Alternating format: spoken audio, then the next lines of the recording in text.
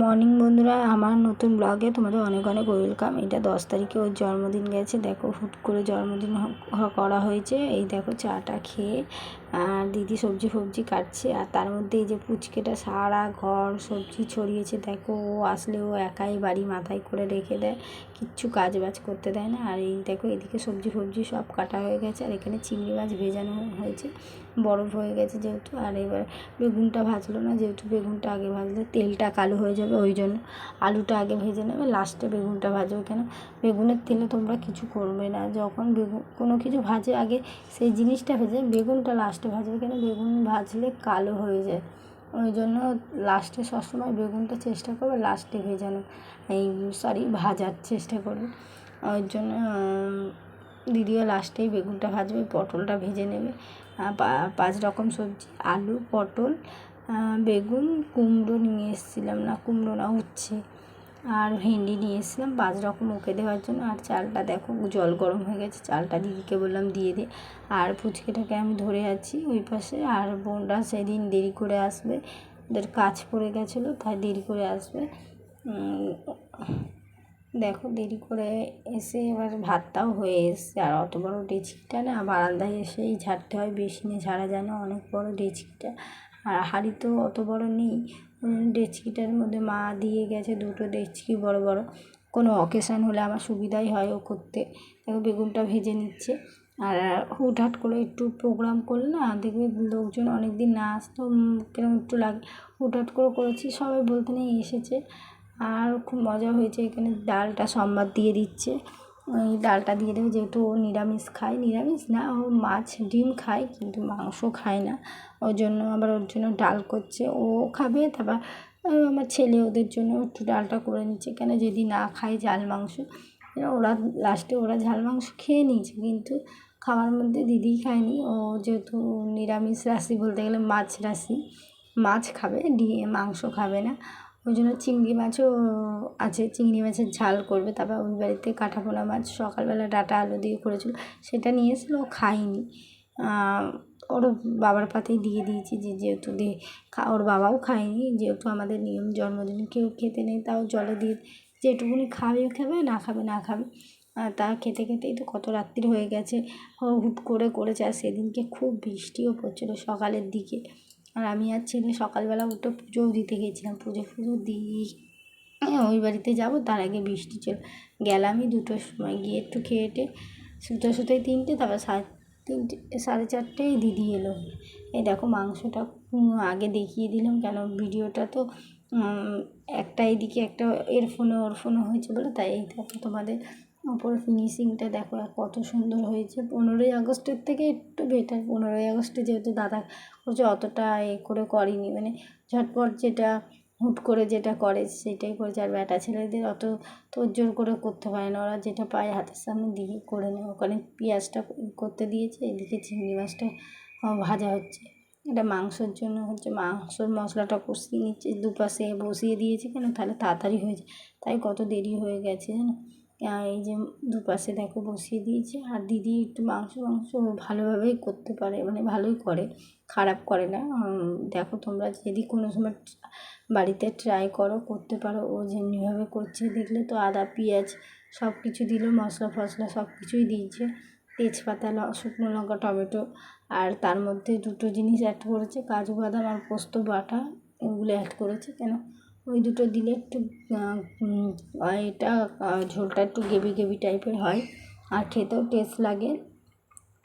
আর এই দেখো অর্ধেক মশলাপাতি সব প্যাকেটে, কেন কৌটোয় ঢালিনি, ডালা পাকিয়ে যায়, যেহেতু বর্ষা আর এখানে বেশি ঠান্ডাও হয় না।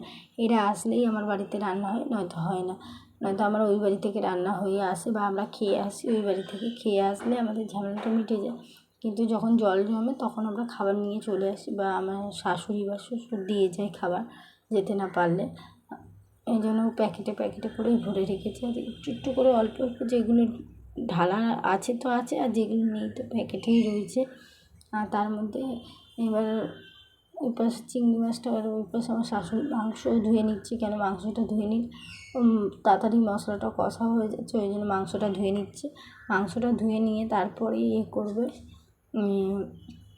মাংসটা কষিয়ে নেবে দেখবে। আর কত রাত্রি হয়ে যাবে আর আমরা কত মজা করেছি সেটাও তোমরা দেখতে পাবে।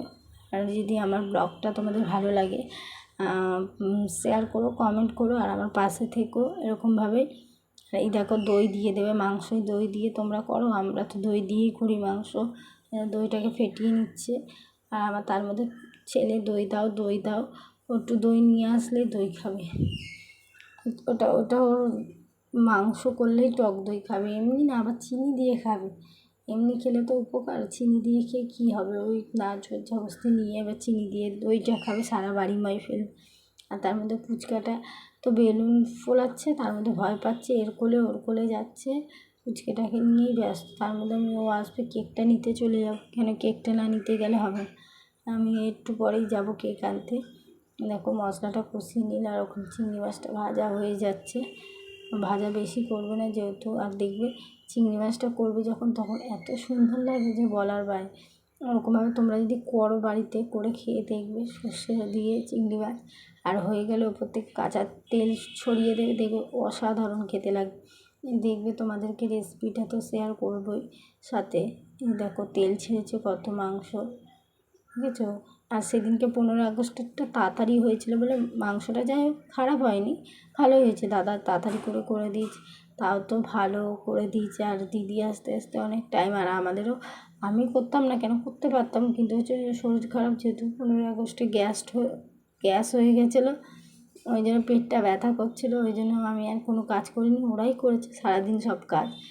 আর এই জন্মদিনে তো আমাকে কোনো কাজই করতে হয়নি, দিদি সব কিছু করেছে। ও 4টের সময় এসে চাটা খেয়ে সব নিজে একা হাতেই সব, শুধু ওকে মাংসটা ধুয়ে দিতে হয়েছে, না সব কিছু একাই করে নেয়, পুচকেটাকে ধরলেও সব কিছু করে নেয়। এই দেখো মাংসটা কষানো হয়ে গেছে, আলুটা দিচ্ছে। দেখবে এই যে দুই বোন একসাথে একই চুড়িদার, ওরটা একটু কাজ আর এরটা একটু সুতোর কাজ করা, তাই আমরা হাসাহাসি করছি, দুই বোন একসাথে চলে এসছে।